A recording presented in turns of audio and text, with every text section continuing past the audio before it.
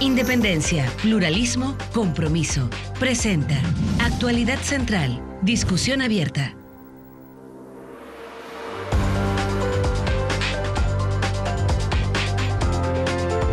¿Qué tal? Bienvenidos a esta discusión abierta que es Actualidad Central, una invitación de CNN Chile y Universidad Central. Obviamente, el tema que ha marcado la agenda en los últimos 2 años ha sido la educación. Se ha hablado de los mecanismos de financiamiento, de las formas en que todos pueden acceder, de gratuidad universal, solamente para algunos. Y se exige calidad en la educación. Sin embargo, al tomar alguno de las propuestas o programas de gobierno, al mirar alguna de los diferentes columnistas o gente que sabe de este tema, cuesta encontrar una definición de calidad en la educación. Ya hacia allá queremos llevar con el programa. Ver lo que es una agencia nacional de acreditación nos va a asegurar la calidad, la superintendencia de educación superior, en fin, todas las propuestas, todos los proyectos de ley van apuntados hacia allá. Bueno, vamos a conocer parte de este tema y saludamos de inmediato a nuestro panel de lujo. Saludamos a Andrés Hernando, quien es director de estudios Horizontal, doctor en economía de la Universidad de Harvard. ¿Cómo estás, Andrés? Bienvenido. Muchas gracias. Buenos días. Don Alberto Vázquez, bienvenido, jefe de la División de Educación Superior del Ministerio de Educación, sociólogo de la Universidad Católica y magíster en Ciencias de la Administración de la Universidad de Río de Janeiro. Así, señor. ¿Ah? Buenos días. Buenos días, muy bienvenido, gracias por estar con gracias, nosotros. Pablo. Y saludamos acá también, por supuesto, a don Rafael Rosell, quien es rector de la Universidad Central, abogado y magíster en Ciencias Políticas. ¿Cómo está, Rafael? Muy bien, buenos días, Pablo. Primera pregunta. Esto es como rendir exámenes, esta es la primera pregunta. Para que se pasen al otro lado del escritorio ustedes, jóvenes. Para anotarla. Claro. ¿Qué es calidad en la educación? ¿Cómo se concibe? ¿Es cuando me preparan bien para el trabajo? ¿Es cuando aprendí muy bien lo que había y después veré lo que hago? En fin, ¿cómo lo definen ustedes? Bueno, definir calidad es complejo, no es sencillo, porque tiene una serie de dimensiones para poder captar el significado del concepto de calidad. Yo diría que va cambiando también dicho concepto con la misma historia, ¿no? Y para poder entender el significado deberíamos ponernos de acuerdo que entendemos también básicamente por el concepto de universidad, por el concepto del rol de la universidad en el entorno de la sociedad, y desde allí extraer el concepto de calidad. Dimensiones que desde mi perspectiva debería incluirse en este concepto. Gestión, primero, debería haber una gestión que implicara una mejora continua dentro de las universidades.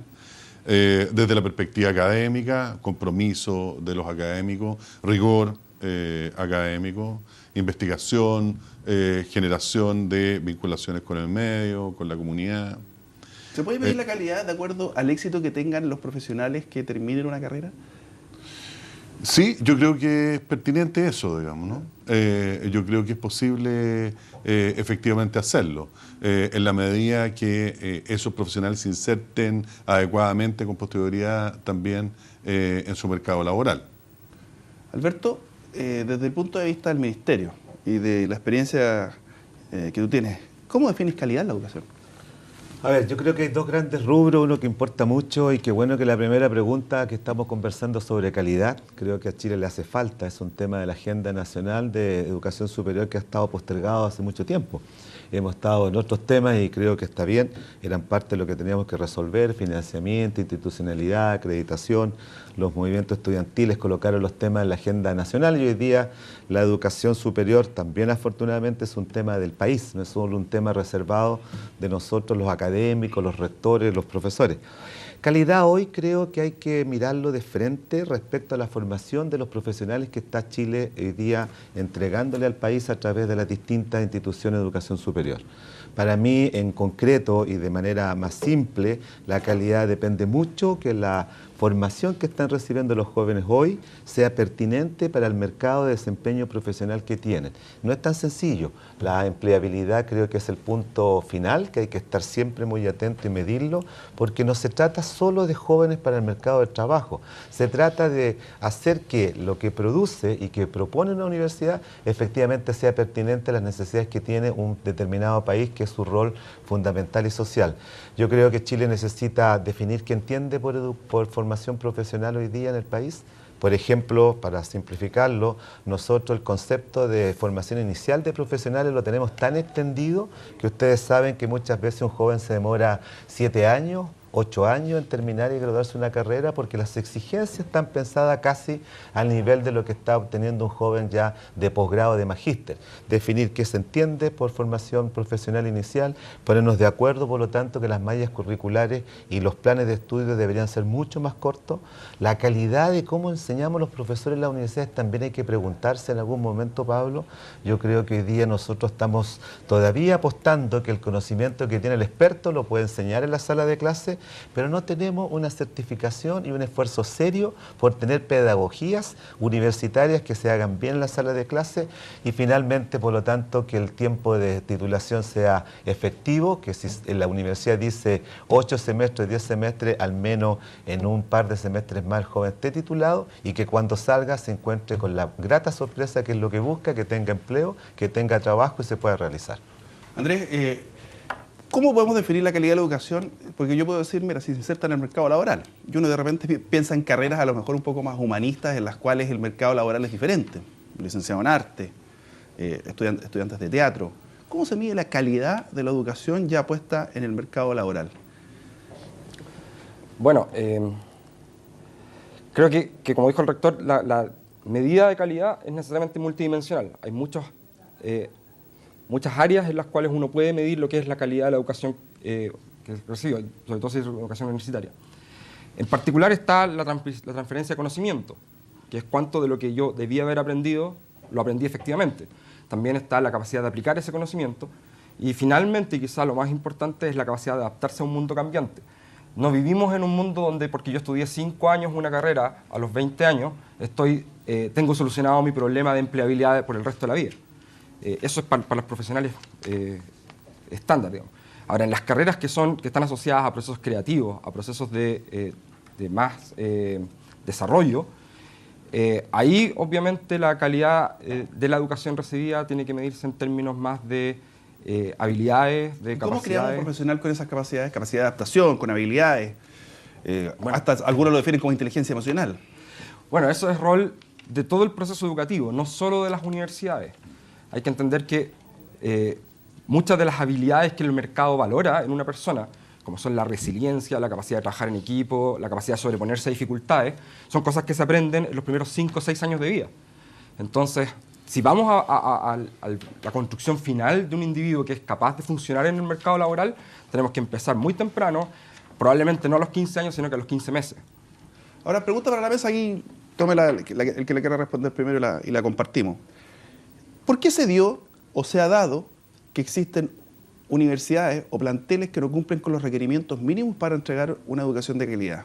Por ejemplo, el caso de la Universidad del Mar. ¿Qué condiciones existieron para que el caldo de cultivo de una institución que no cumplía con los requerimientos mínimos en ningún sentido, ni en gestión, ni en malla curricular, qué ha ocurrido para que existan malos planteles de educación superior, profesionales que en muchas oportunidades no salen con las competencias?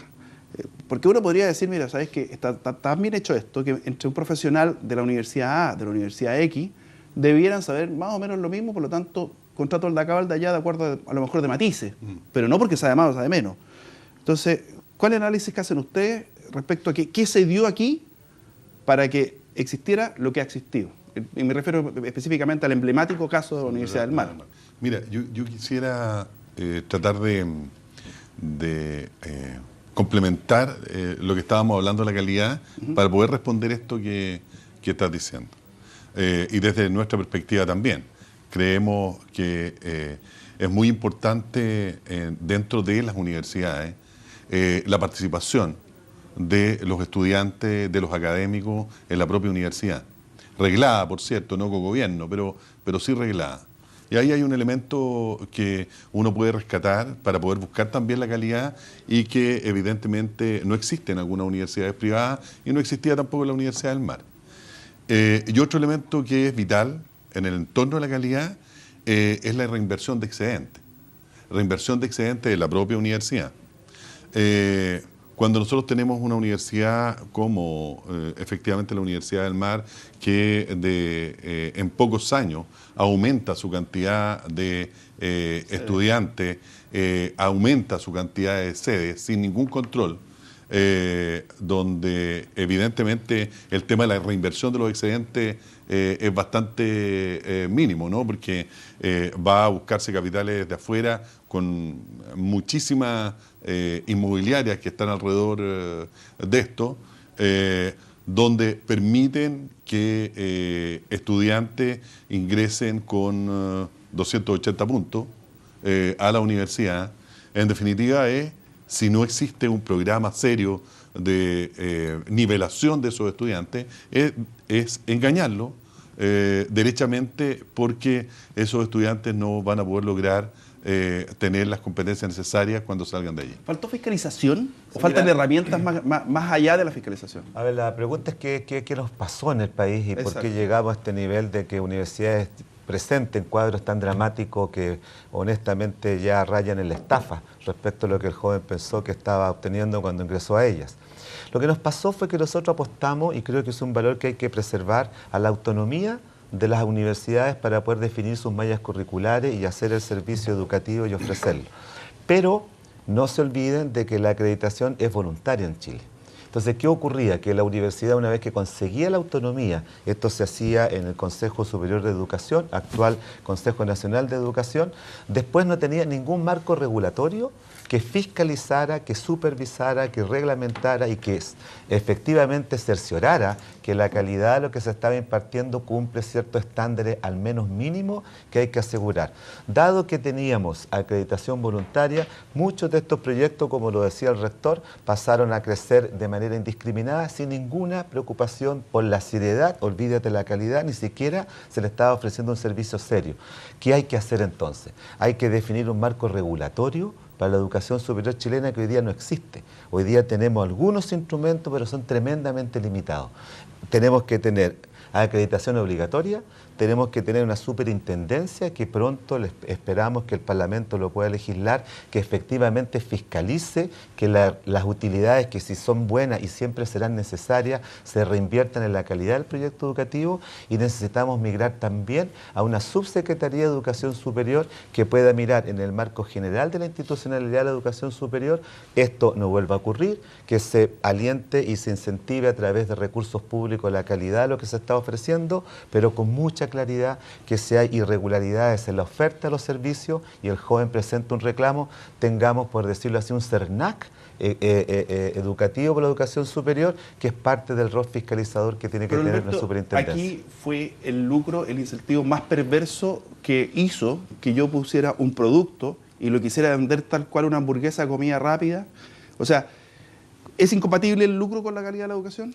Fíjate que yo creo que en parte sí, pero hubo universidades que no tienen fines de lucro, que tampoco acreditaron en su momento, o que también presentaron en algunas carreras episodios que la opinión pública conoce perfectamente, y no eran universidades privadas las que tuvieron este problema en el país. Yo creo que no se explica todo por el afán de lucro, probablemente sí, no soy quien para emitir un juicio de lo que ocurrió en esos casos, pero lo que yo apuesto más es que no había ningún ente, ningún marco regulatorio que nos permitiera saber que eso que se estaba ofreciendo no existía como profesión, que eso que se estaba ofreciendo no tenía nada que ver con la calidad y la seriedad para impartir una carrera a nivel universitario. Andrés, ¿cómo, desde tu perspectiva y desde el centro de estudio que tú representas, cuál es el diagnóstico que hacen respecto a lo que pasó o por qué se dio?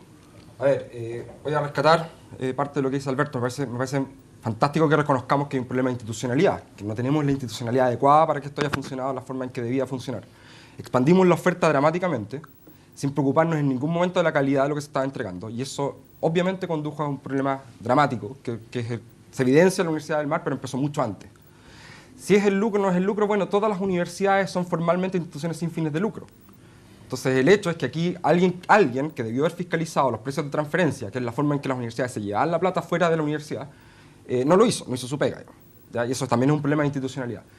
Pero también hay otro punto, y algo que dijo Alberto muy a la pasada y que yo creo que es importante. Los alumnos iban a estas universidades y lo que se les entregaba no era lo que ellos pensaban que estaban obteniendo. Y ahí también estamos fallando, porque significa que la información que estamos entregando no es aquella que permita que estos estudiantes puedan optar realmente a lo que desean. Mira, si yo tomo el conjunto de los estudiantes que ingresan a la educación superior hoy día, prácticamente el 70% es primera generación que está yendo a la universidad. Claro. Entonces, no hay una preparación, no hay conocimiento de la familia respecto a lo que está viendo. O sea, uno ve la ilusión de una familia y dice, mira, mi hijo está estudiando medicina, estamos haciendo todo lo posible. Sí. Pucha, ¿quién no querría eso para sus hijos? Por lo tanto, Pablo, con más razón, muy buen punto. Mientras más desigual son los grados de información que el joven tiene al momento de postular, y esto se explica porque en su familia ni el padre ni la madre, muchas veces los parientes cercanos, no conocen porque no han estudiado en educación superior, es primera generación. Mientras menos grados de información tiene el mayor grueso de los jóvenes que está llegando a la educación superior, fíjate que pasamos de 230.000 a 1.270.000 estudiantes en 20 años. Por lo tanto, el flujo que llegó era primera generación. Cuanto más desinformación, más marco regulatorio de asegurarte que lo que se ofrece el Estado, las mismas universidades, las mismas agrupaciones de consejos rectores tienen que hacer una fiscalización para asegurarte de que la información exista, esté disponible y el joven no sea engañado cuando toma una decisión de inscribirse en una universidad. Mira, vamos a hacer una pausa ahora. Ya a la vuelta, retomamos el tema y quiero plantear lo siguiente. La ANA, Agencia Nacional de Acreditación, la ley corta, la Superintendencia de Educación, ¿cuál va a ser el rol de cada uno? ¿Y va a ser a lo mejor la solución? ¿O a lo mejor todavía falta darla a conocer más y ver cuáles van a ser las probables debilidades, las probables fortalezas, como lo ven ustedes de estos proyectos que ya están presentados? Pausa, ya estamos de vuelta. Recuerda que puedes escribirnos a @actualcentral para opiniones, preguntas, ya están llegando. Y en el hashtag Actualidad Central, las opiniones, consultas, lo que quieras. Ya llegaron las preguntas de Fernando Puente, MDGRKB y Vivian Grossman, que las vamos a estar planteando en el próximo bloque. Ya volvemos.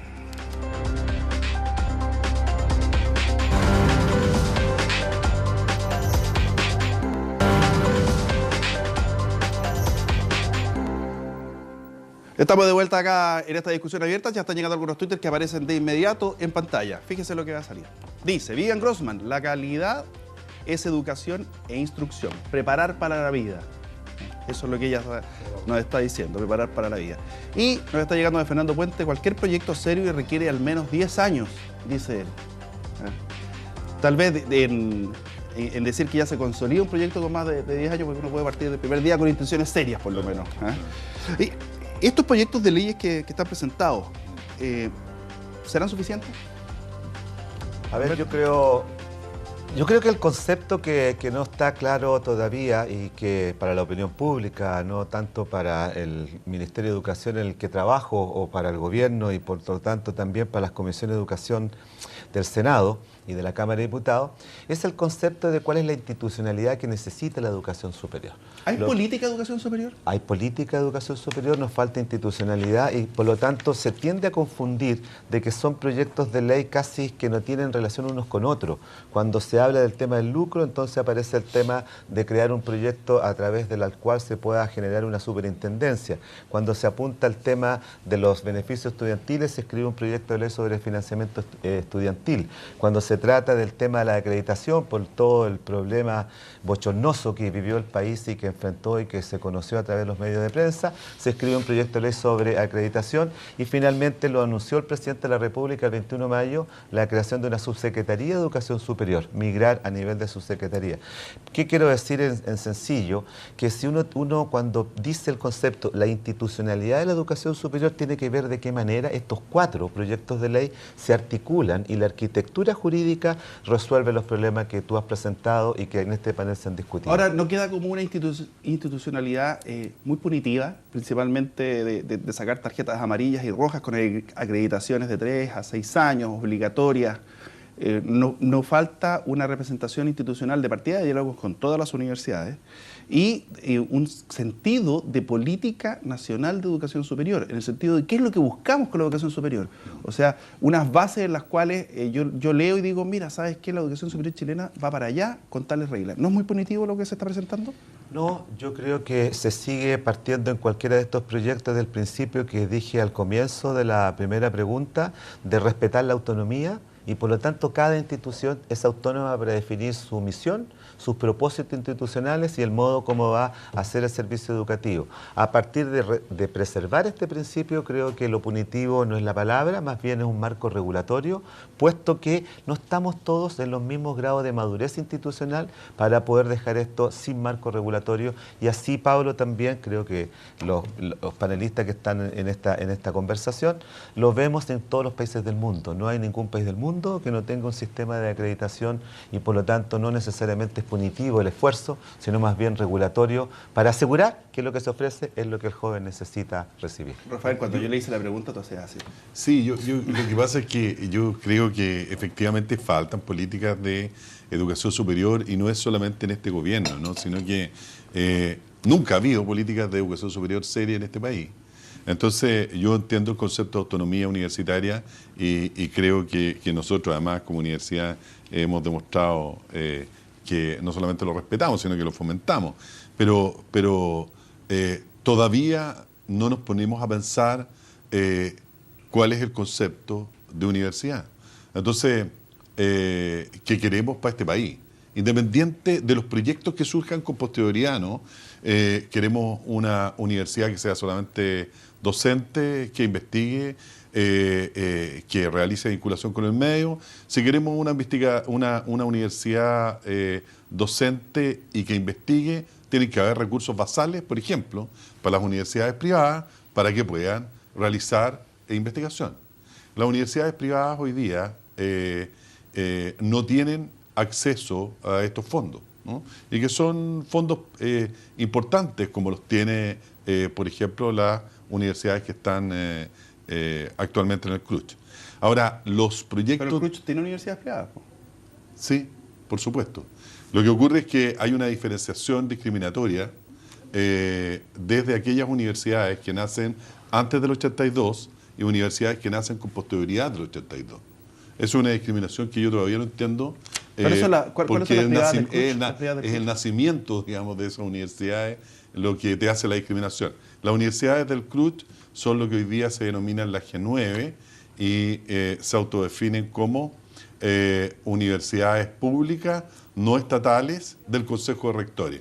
Pero yo quiero decir muy claramente que nuestra universidad es una universidad pública no estatal, pero que no está en el Consejo de Rectores, digamos. Entonces, igualmente hay discriminación internamente dentro de las mismas universidades privadas. Mira, ¿cómo la resuelves? 44 universidades privadas, 16 universidades estatales. Y uno escucha la prensa muchas veces decir, estas son universidades tradicionales, estas son universidades no tradicionales. Una diferenciación que no tiene mucho sentido, ¿no? Porque cuando nosotros hablamos de universidades tradicionales, podemos hablar de la Universidad de Salamanca, por ejemplo, ¿no es cierto?, con sus 800 años, o la de Boloña con 900 años, esos son tradicionales. Entonces, hay una serie de conceptos que se han instalado dentro del país. ¿Hay que buscar un consejo único de universidades? Yo creo que sí. Yo estuve hace poco en Perú, me pareció extraordinario el trabajo que hacen allí, donde están absolutamente todas las universidades que tienen autonomía, no las que no han logrado su autonomía. Son cerca de 100, se ponen a conversar, hay un consejo ejecutivo, pero el resto se pone a conversar de los grandes problemas de la educación superior del país.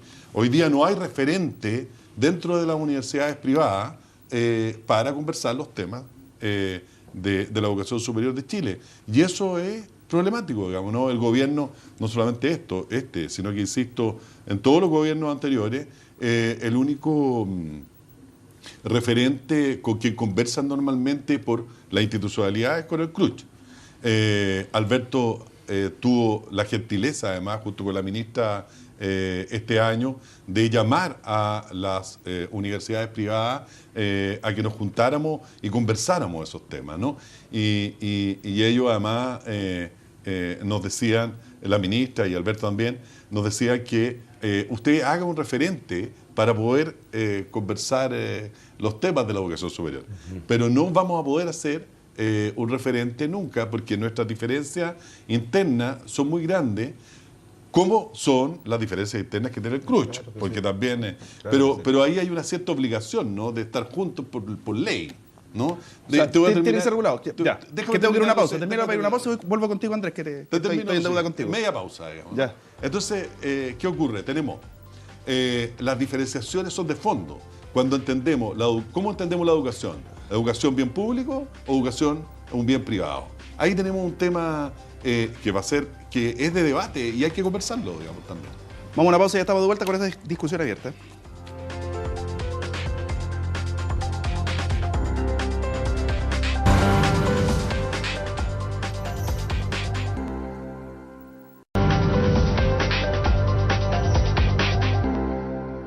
Ya estamos de vuelta acá en el programa. Oye, una pregunta que acaba de llegar que la encuentro sumamente de sentido común. ¿No debería existir un proceso de validación de instituciones de educación previo a su operación? Existe.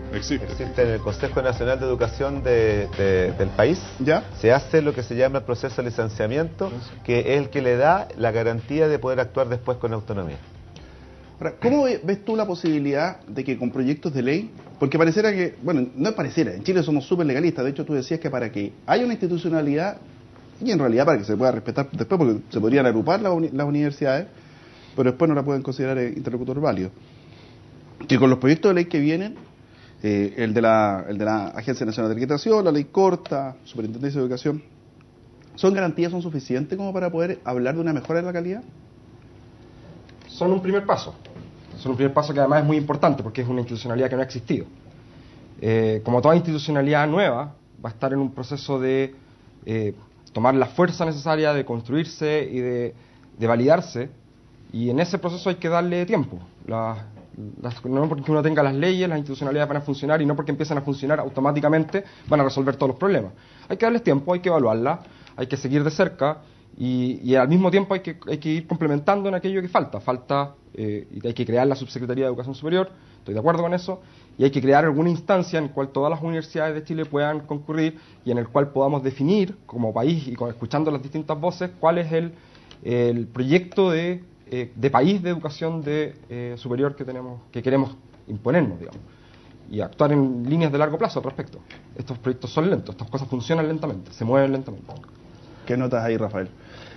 No, lo que tiene toda la razón. Lo que estoy pensando es los proyectos, ¿no? Uh-huh. Y evidentemente los proyectos tienen profundas falencias. Uno de ellos, el proyecto de la superintendencia, que creo que es necesaria la fiscalización de todas maneras, pero de nuevo no sabemos dónde ponemos los bueyes, ¿no? Si adelante o atrás de la carreta, porque lo que vamos a fiscalizar es lo que tenemos hoy día. Y todavía no nos ponemos a pensar si lo que tenemos hoy día es bueno o malo. Ese es un tema como de fondo, ¿no? Y real. Ahora, en esta superintendencia, por ejemplo, no está la fiscalización de los organismos de acreditación, ya sea la ANA, la Agencia Nacional de Acreditación que está en el proyecto, o la misma CNA. O sea, ¿quién controla a los que... ¿Quién fiscaliza a los fiscalizadores? ¿Quién fiscaliza a los fiscalizadores o quién fiscaliza a los que están fiscalizando la calidad en la educación superior? Ese es un tema también interesante, ¿no?, de observar. Alberto, desde el Ministerio de Educación, si hoy día ustedes quisieran fiscalizar, ver, auscultar una institución de educación superior, ¿con qué dificultades se encuentran?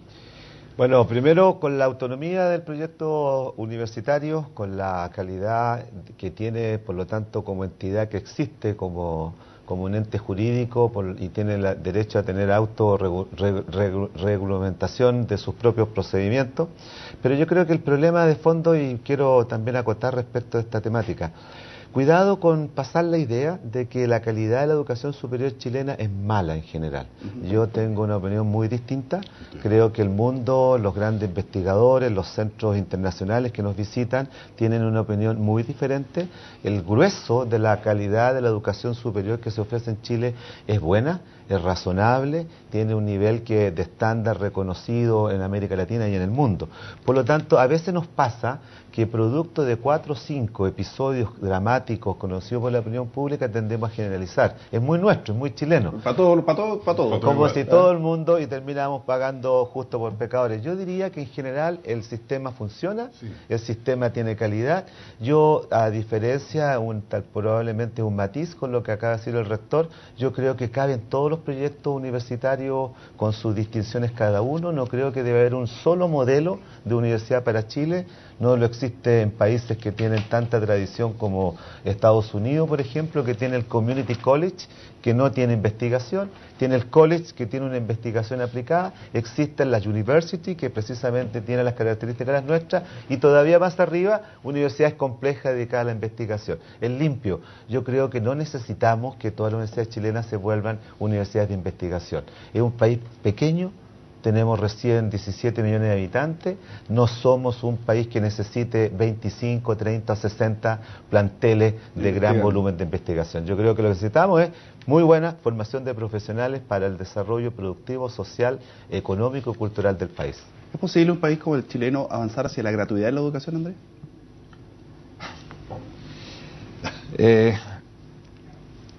Uno puede avanzar. La pregunta es ¿cuándo? Sinceramente yo creo que este no es el momento de estar discutiendo eso. Cuando uno observa las brechas de sus resultados que tienen los niños a los 10 años, en el CIMSE cuarto básico, y observa que esas mismas brechas se mantienen a lo largo de toda la vida, y que esos niños viven vidas completamente diferentes porque nacieron en ambientes diferentes, yo creo que tratar de venir a compensar eso, sin ni siquiera argumentar muy bien cómo eso ocurre, con universidad gratuita a los 16 años, a los 17 años, cuando esto ya se acumuló una diferencia muy grande, no resuelve el problema de fondo. Los problemas de fondo, yo creo que lo dijo muy bien José Gregorio, apuntar a educación gratuita es partir por el lado equivocado, digamos. Hay dos extremos aquí y el problema está en el otro extremo. Resolvamos nuestros problemas de educación primaria, resolvamos nuestros problemas de educación preescolar y vamos avanzando con esas cohortes y a lo mejor descubrimos que sí tiene sentido tener educación superior gratuita universal. Pero hoy día yo creo que no es el camino. ¿Se puede avanzar, Rafael Rosell? Mira, yo creo que, estoy muy de acuerdo con el argumento de fondo de Andrés. Yo tengo aquí unos datos. El 72% de los estudiantes del quintil de ingreso más alto tiene sobre 500 puntos PSU. Y el 33% del quintil más bajo obtuvo sobre los 500 PSU. O sea, la mitad de los otros. Aquí la realidad es más profunda todavía, ¿no es cierto?, que solo el sistema de educación superior. O sea, dime a qué parvulario vas y yo te diré, ¿no es cierto?, quién vas a ser en 30 años más. Yo creo que el tema es un tema allí mucho más complejo, porque lo que se está produciendo es una segmentación impropia que parte desde el preescolar. Por lo tanto, aquí voy a ser políticamente incorrecto, el tema de la cobertura, que uno lo habla, ¿no es cierto?, como un elemento muy importante y como una medalla que tiene el país, no tengo la certeza de que eso sea un gran beneficio si no corregimos primero los problemas de la educación primaria antes de seguir abriendo la cobertura de la educación superior. Al fondo, el tema de la pregunta de la gratuidad, yo creo que aquellos estudiantes que salen de la educación superior capaces y que no tengan los recursos para poder estudiar en la educación superior, deberían tener educación gratuita. Ahora, si se aplicara la idea de gratuidad universal, el 10% de la población con ingresos más bajos recibirían el 5% de estos dineros, de estos recursos, y en cambio el 10% de ingresos más altos recibiría el 14%. O sea, se produciría nuevamente y se aumentaría la brecha. Yo quiero aportar un punto en esto, Pablo, y creo que estoy de acuerdo en el argumento de fondo, que en síntesis, si todavía no tenemos el estadio de desarrollo de país para tener recursos suficientes de poder resolver los problemas donde hay que resolverlo, que es en la primera infancia, en el preescolar, ¿a título de qué podemos extraer recursos del Estado para potenciar la formación terciaria, donde efectivamente el efecto social, personal, individual en el sujeto es mucho menor que si se impacta la primera infancia? Pero un par de puntos. Hoy día 627.220 jóvenes chilenos reciben créditos o becas. 627.000 estudiantes chilenos reciben créditos o becas por parte del Estado. Es un número impresionante, se ha aumentado prácticamente en 72% si se compara la cifra del año 2009 a las cifras que se entregaron en los créditos y becas del año 2013. El salto es gigantesco. ¿Por qué apunto a esta información? Porque yo creo que el problema que no estamos mirando a propósito de esta gran pantalla, gratuidad completa, o de esta otra pantalla que efectivamente el país necesita y que creo que es muy importante, educación preescolar. Yo creo que el drama chileno está en la clase media. Porque cuando decimos este porcentaje tan grande de jóvenes con beneficio, nos referimos a los quintiles 1, 2 y 3. Pero fíjate que el quintil 4 es un señor que trabaja, que gana 1 millón de pesos, 1.050.000 pesos, y que tiene que enfrentar o paga dividendo o paga el arriendo porque no tiene subsidio del Estado para la vivienda, tiene que pagar ISAPRE porque no tiene subsidios directos para la parte de salud, tiene que pagar la colegiatura de 2 o 3 hijos, y con estos gastos de transporte, de salud, es imposible que no se mire de frente que la clase media sí necesita que alguien ponga el acento, le resuelva el problema, porque la clase media es la que saca este país adelante, la que trabaja, la que tributa. Prácticamente gran parte de los tributos, todos ustedes y todos nosotros y quienes me están escuchando saben que nos descuentan desde el momento que nos pagan el salario hasta los excedentes poquitos que podamos tener cuando se llegue a la declaración de impuestos a la renta. No hay manera de evadirlo. Esa gente yo creo que hoy día no está siendo colocada arriba de la mesa, porque ese es el problema que enfrenta el financiamiento hoy día. Oye, una pregunta súper de sentido común. ¿Y necesitamos tantas universidades, tantas carreras? O dicho de otra forma, necesitamos... ¿Cuántos abogados más necesitamos? ¿Cuántos médicos más? Especialistas como los en todo caso. ¿Cuántos, no sé, periodistas? En fin, hay un momento en el cual será el Estado el que tendrá que regular la oferta de carreras, hacer los estudios que tenga que hacer, y también aquí el gran ausente, y estábamos cayendo en el pecado, pero ahora voy a tratar de alguna forma redimirme, y la educación técnica. Entonces... la pregunta es, ¿hacia dónde va esa política de educación que la tendrá que poner el Estado? La tendrá que poner, entre comillas, el mercado de la educación. ¿Por dónde va el acento hacia dónde debemos llevar las instituciones de educación superior en general? ¿Quién quiere partir? Si me permiten, Sí. A ver, yo creo que el Estado regulando la oferta no me parece. Creo que es un momento del mundo en que esto ya no existe. Normalmente los errores son muy grandes cuando es una decisión estatal de por medio. Creo que lo que tenemos que hacer es que las universidades, los centros de formación técnica, los IP, coloquen clara atención dónde están las demandas de empleo que requiere el desarrollo del país en el minuto que están planificando, pero sobre todo a futuro. Lo cierro. El clúster minero de la primera, segunda y tercera región de Chile necesita más técnicos en todos los oficios que tienen que ver con el desarrollo de las faenas mineras metalúrgicas en el norte de Chile, por colocar solo un ejemplo. Vuelvo para atrás. ¿Qué significa esto? Significa que deberíamos integrar la formación técnica. Nosotros tenemos casi la mitad de los jóvenes de la educación media en liceos técnicos profesionales. De estos jóvenes, muy pocos están llegando a la educación superior. El porcentaje es bajísimo. Deberíamos tener una integración vertical. El liceo técnico profesional, el centro de formación técnica, el instituto profesional y la universidad, una integración vertical de toda la cadena formativa y horizontal, mirando entonces qué tipo de técnico, qué tipo de profesional para las demandas que tiene el desarrollo del país. No creo que en tesis no es ni el mercado ni el Estado, sino el desarrollo que necesita el territorio y el país, el punto central para definir entonces cuántas carreras y cuántos profesionales requiere este país. A mí me preocupa en esta descripción, lo fundamental, digamos, los flujos de información. Todavía nuestros jóvenes perciben que la principal herramienta de movilidad social es un cartón, digamos, es la educación profesional.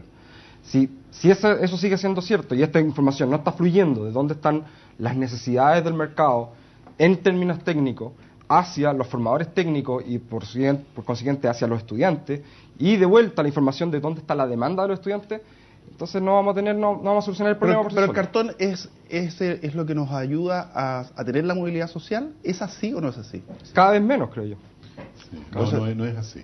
Yo creo que hoy día el título nobiliario, como era antes, digamos, ¿no? Ya está cada vez teniendo mayor preeminencia para que efectivamente sea o constituya movilidad social.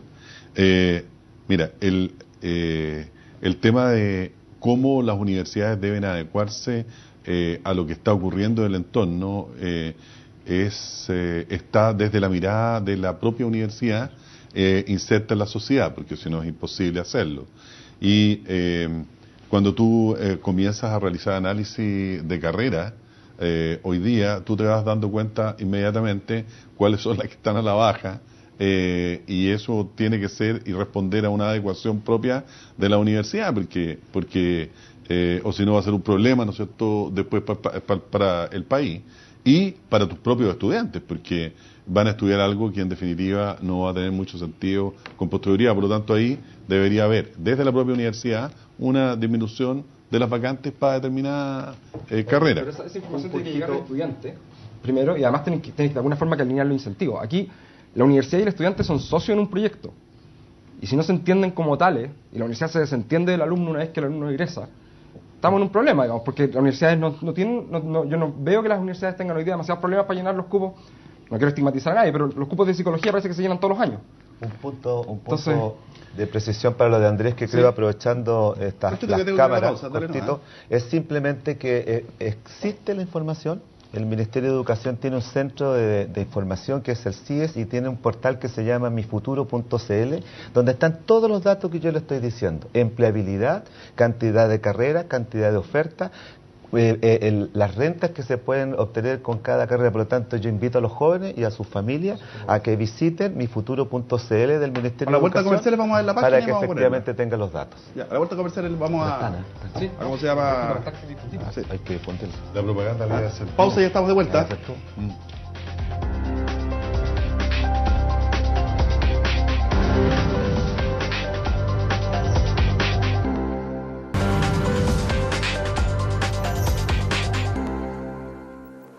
Ya estamos de vuelta en esta discusión abierta. Un aviso para el 28 de agosto. Tome nota.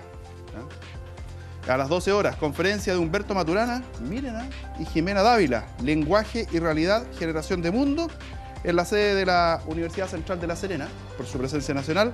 Oiga, los detalles en www.ucentral.cl. Así que vaya, obviamente gratuito. Todas las actividades que difunde la universidad y que difundimos en este programa son gratuitas porque son para la comunidad. Y créame que va mucha gente de afuera. Sí. Estábamos viendo nosotros el tema de la educación técnica, porque yo siempre he sentido que es la menos mirada. No han salido a las calles los estudiantes de educación técnica, y en ese sentido, ¿cuál es el aporte y que van a tener que tener la educación técnica de ahora en adelante, a lo mejor con este nuevo ordenamiento?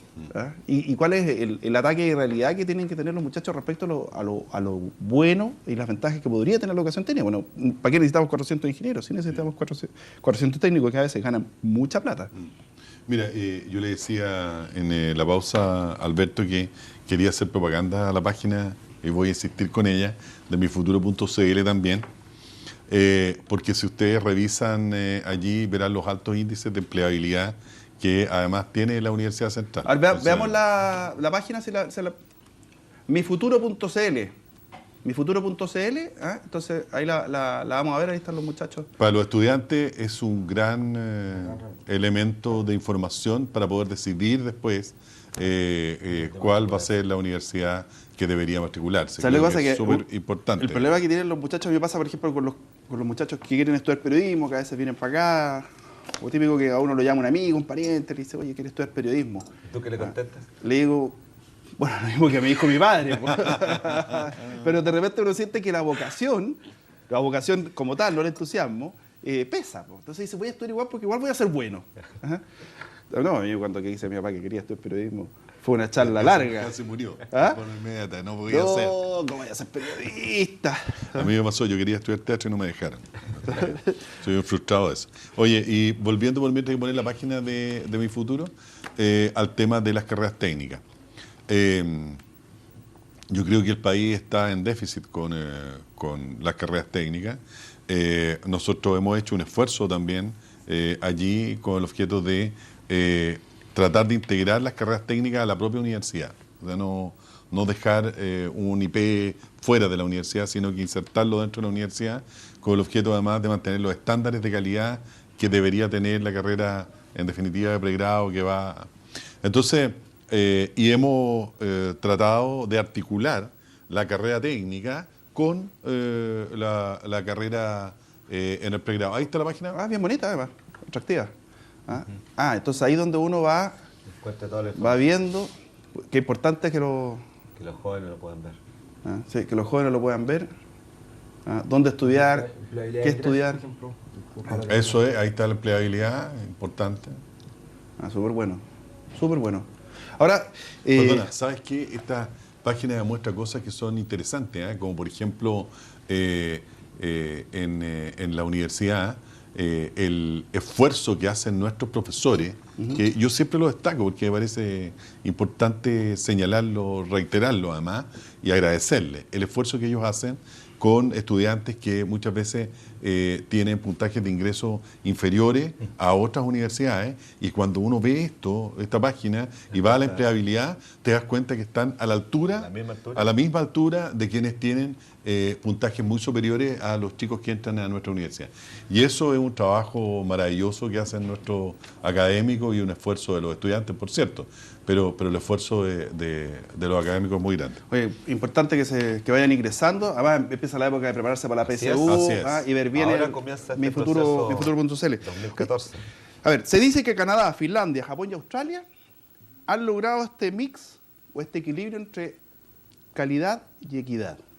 ¿Por qué? Porque tienen más plata, pagan más impuestos, porque a lo mejor socialmente, a lo mejor el trabajo del profesor es mejor valorado aparte de lo económico. En fin, ¿cómo lo han conseguido estos países? Parto contigo, Andrés.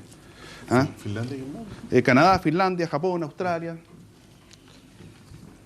Hay un esfuerzo grande, primero, de valoración social de la carrera del profesor. Partamos por la base de que estas sociedades se han construido desde la equidad, pero desde la equidad desde la primera educación, no solo de educación superior. Hay un esfuerzo grande de valoración del profesor, hay un esfuerzo grande de construir sistemas educativos que son inclusivos, que están pensados para que los niños se desarrollen en muchas áreas, en muchas potencialidades, desarrollo sociocognitivo y también desarrollos no cognitivos. Mira, voy a hacer algo que más o menos feo, pero sabes que me pilló la hora. Te voy a regalar la cámara 5 para que digas lo que tú quieras. Bueno, centremos los esfuerzos donde hay que dar las peleas. Vamos con educación primaria, educación preescolar, vamos con educación escolar. El esfuerzo en educación superior es válido, pero en realidad tenemos recursos limitados, pongámoslos donde más van a rentar. Don Alberto, ¿qué cámara le vamos a dar, Ingrid? A don Alberto. La cámara 6 es suya. Yo quiero darle tranquilidad a la opinión pública chilena. Las universidades que cometieron los errores que ustedes conocen están siendo hoy día fiscalizadas de manera distinta. La Comisión Nacional de Acreditación está haciendo bien la pega en esta oportunidad, gracias a Dios. Pronto las leyes del marco regulatorio y la normativa nos van a permitir. Y también decirles que ojalá, espero que en Chile el tema del endeudamiento de la clase media y que los jóvenes precisamente puedan tener grados técnicos, no necesariamente título universitario, y que el mercado en 10 años más les reconozca eso con una gratificación económica y Chile pueda progresar. Cámara 6, Rafael, ahí está, toda suya. Bueno, primero quisiera señalar que es necesario que el país tenga una institución oficial, formal, en que se puedan reunir todos los rectores del país a conversar los temas de la educación superior. Creo que es una institucionalidad que hoy día igualmente está al debe. En segundo lugar, analizar e insistir en analizar en lo que significa el proyecto de universidad, cuál es el concepto de universidad que queremos. Alberto decía que no era bueno establecer un único proyecto, lo cual yo creo que es así, pero sí debemos con claridad señalar qué es lo que queremos como universidad para el país.